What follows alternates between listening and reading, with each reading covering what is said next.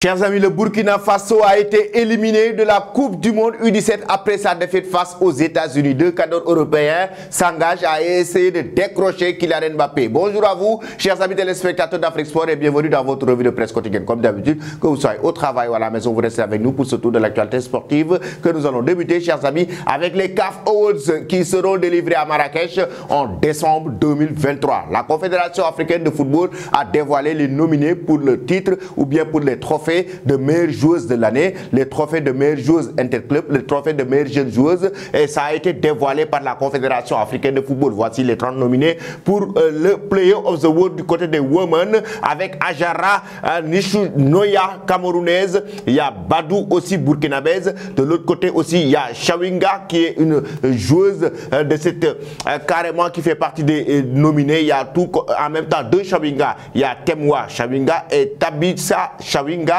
Il y a Aminsa Lamari et Fatima Tagnout, énormément de joueuses qui ont été nominées parmi les 30 pour le titre de meilleure joueuse de l'année. Le titre de meilleure joueuse de l'année qui a été dévoilé, chers amis, et je rappelle, les favoris restent carrément des joueuses comme Olé du FC Barcelone qui se sont propulsées durant cette année avec leur club catalan, mais en même temps les joueuses pour Interclub qui ont été nominées. Vous les voici, comme vous l'avez si bien vu, présentées par la Confédération africaine de football. Il y a Aziza Rabat, qu'on peut citer la marocaine, il y a Fatima Tagnout qui est bien présente parmi les joueuses de l'année. Il y a Comfort Yeboah ghanéenne, les joueuses interclubs qui évoluent dans les championnats africains. Qui va remporter le trophée de meilleure joueuse de l'année 2023? J'aimerais avoir vos avis là-dessus en commentaire. Le trophée de meilleure jeune joueuse aussi a été dévoilé par la Confédération africaine de football. Oui, le trophée de meilleure jeune joueuse, des joueuses comme Comfort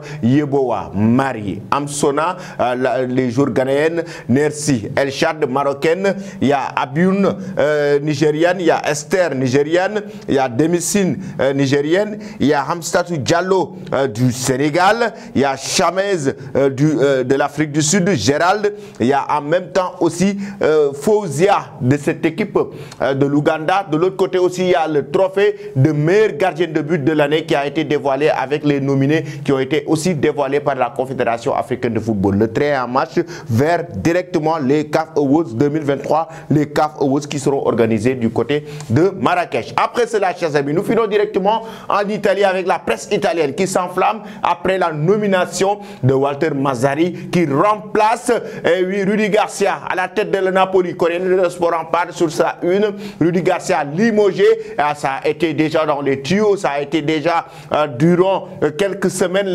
l'information en Italie, et ça fait la une de la Gazzetta dello Sport avec Walter qui arrive, qui a été l'entraîneur de Napoli en 2009-2010. Il est de retour pour un comeback au sein du club napolitain. De Laurentiis a eu confiance à l'entraîneur pour pouvoir prendre les rênes de cette équipe napolitaine. Que pensez-vous de cette décision? Vous donnez vos avis en commentaire. En Espagne maintenant, avec le journal Marca, les techniciens haussent le ton, comme l'a titré le quotidien Marca espagnol. Marca nous dit que les técnicos levantan la voz, les techniciens haussent le ton, los arbitros no respetan a los entrenadores. Les arbitres ne respectent pas les entraîneurs, taclent carrément les techniciens comme Xavi, comme Carlo Ancelotti.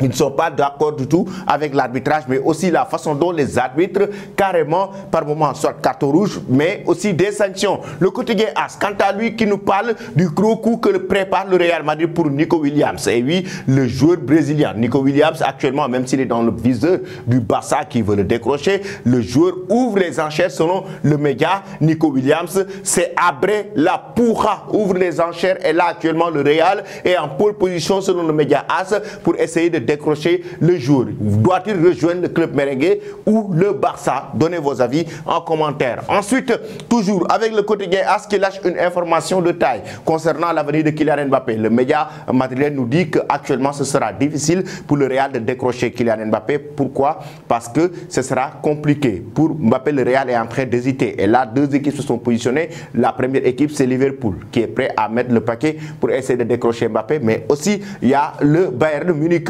les Bavarois sont prêts à aussi mettre le paquet pour décrocher la star française, le capitaine de l'équipe de France. Et actuellement, ces deux cadors européens sont prêts à faire le maximum, le paquet. C'est tout ce que demande le Paris Saint-Germain. Ils sont prêts à le débourser pour décrocher Kylian Mbappé parce que le Real Madrid est en train d'hésiter. Ça, ce sont les informations du quotidien AS. Pensez-vous que Mbappé va rejoindre le Real ou bien même doit-il rejoindre Liverpool ou cette équipe du Bayern Munich? Vous donnez vos avis en commentaire. La Coupe du Monde U17, chers amis, match nul entre Venezuela et Mexique. 2 buts partout pourtant.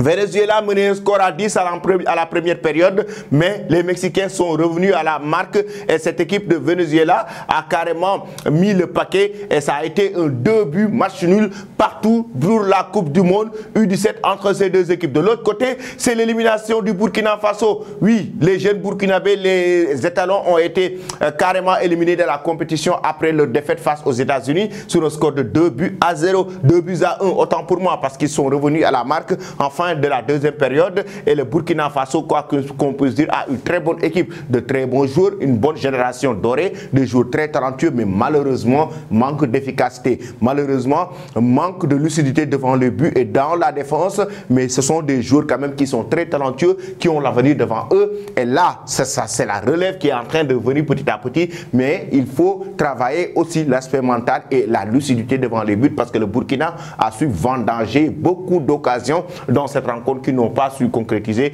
et malheureusement ça a payé cash et les États-Unis qui décrochent sa qualification de son côté, le Burkina Faso éliminé de la Coupe du Monde U17. Donnez vos avis en commentaire qui va remporter cette compétition. Restez connectés sur Afrique Sport pour ne rien rater de l'actualité. Merci et très bonne journée.